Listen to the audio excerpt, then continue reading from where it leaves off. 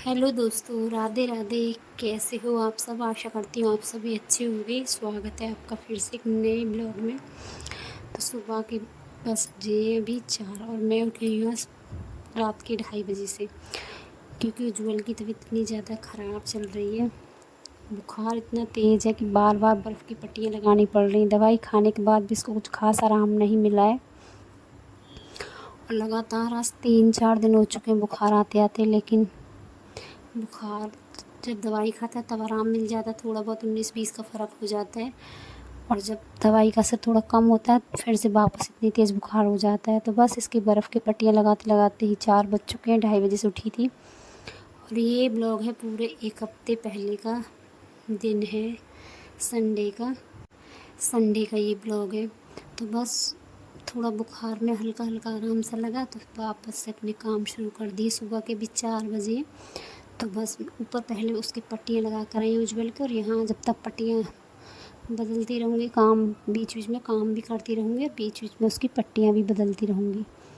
और अभी सभी सोए हुए हैं तो 4 बज रहे हैं और मैं यहाँ कर देती हूँ धुलाई, क्योंकि पितृपक्ष चले और घर में आज पूजा भी है।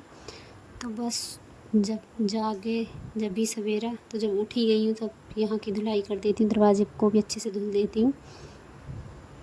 और बच्चे को और थोड़ी सी भी तकलीफ़ होती तो माँ को नींद नहीं आती है। बोल रहा था सो जा, लेकिन मुझे नींद नहीं आ रही थी। इसका बुखार इतना तेज़ था, आप होठों से लगा सकते हो, इतना मतलब होठ देख सकते हो आप कितने लाल थे इसके बुखार की वजह से। एकदम इतनी बुरी तरह से इसको बुखार चढ़ा है और बुखार की वजह से पूरा शरीर दुख रहा है, दर्द है पूरा शरीर, क्योंकि जब बुखार तेज़ चढ़ता है तो पूरा शरीर दर्द करता है। तो बस कभी हाथ दबाने, कभी पैर दबाने, बर्फ़ की पट्टियाँ लगाने। तो इसी वजह से मेरे ब्लॉग यहाँ आ गई थे, क्योंकि इसकी तबीयत अंदर ज़्यादा कर दी बार बार। और अब यहाँ पानी डाल दी थी, क्योंकि अभी इतनी रोशनी नहीं हुई है कि मैं यहाँ पर झाड़ू लगाऊं। छोटे बच्चों का ध्यान तो रखना तो बस ही है, चाहे क्योंकि तबीयत जब ख़राब होती है बड़े बड़े परेशान हो जाते हैं। तो ये तो अभी बच्चा है, तो बस बार बार इसकी पट्टियाँ लगातार बदलती रहूँगी और अपने काम भी करती रहूँगी। तो नीचे की धुलाई करके आ गई, अब लगा लेती सुबह वाली झाड़ू। और यहाँ दीदी भी आई हुई है, बड़ी वाली, जो कि रात में आई थी, शाम के समय आई थी। तो दीदी आई हुई है। तो बस ये सब अभी सोए हुए हैं तो मैं लगा लेती हूँ फटाफट झाड़ू, क्योंकि पंडित जी ने जो टाइम रखा है सुबह 8 बजे का रखा है पूजा में। वो 8 बजे आएंगे, तब तक सारे काम तैयार करके रखने हैं। खाना पीना मतलब टोटल काम उनको तैयार चाहिए। उनको कई जगह और भी जाना है, क्योंकि पूजा चल रही है, जगह जगह लोग पूजा करा रहे हैं। पितृपक्ष की वजह से पितरों की पूजा होती है इस समय। तो बस सभी अपने अपने घर पर कोशिश करते हैं पूजा कराने की, तो वही पूजा सभी के घर चल रही है। तो बस उन्होंने हमको टाइम रखा था 7:30 और 8 बजे के बीच में आने को बोला है। तो कोशिश कर रही हूँ जल्दी से जल्दी सारे घर के काम ख़त्म कर लूँ। और गैस पर चढ़ा दिए मैंने आलू, और अभी मुश्किल से 4:30 बजे है। तो बस नीचे की धुलाई करने के बाद यहाँ झाड़ू लगाकर फटाफट लगा दूँगी मैं पोछा। और वायरल बुखार चल रहा है, 3 दिन से पहले जाता भी नहीं है, चाहे आप कितनी भी दवाई खाओ तो पूरा असर छोड़ कर ही जाता है। तो 3 दिन लगातार हो चुके हैं इसको बुखार आते आते, लेकिन बुखार इसका पीछा नहीं छोड़ रहा है।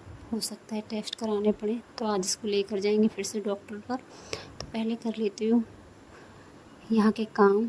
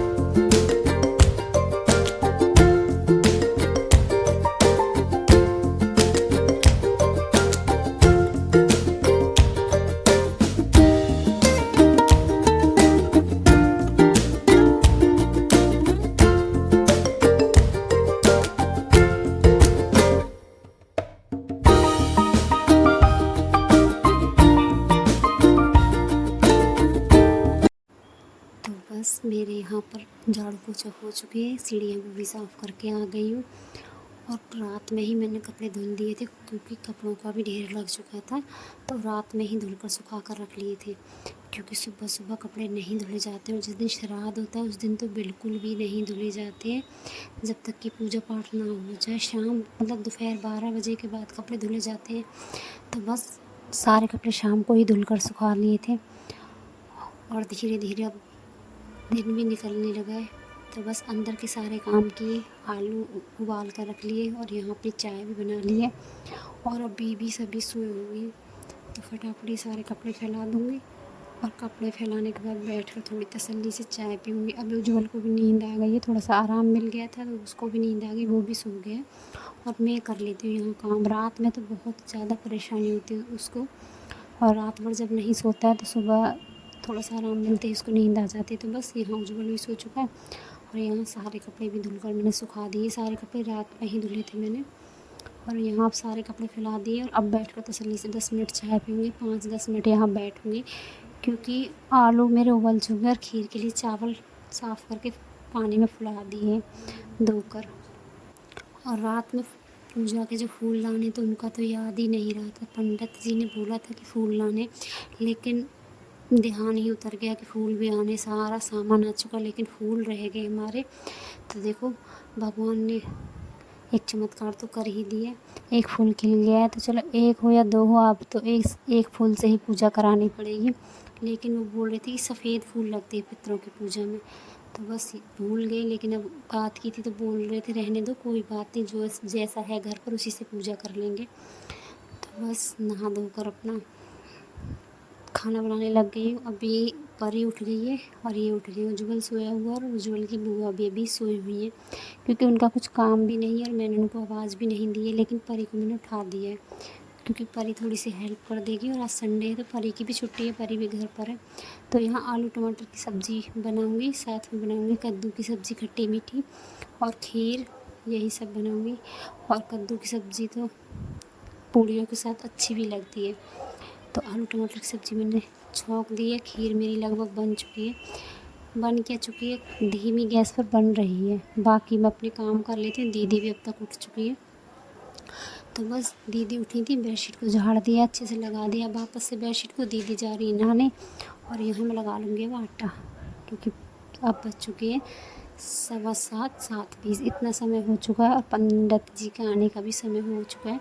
तो बस तैयारी मेरी पूरी है, मुझे बस सिर्फ अभी पूड़ियाँ उतारनी बाकी हैं।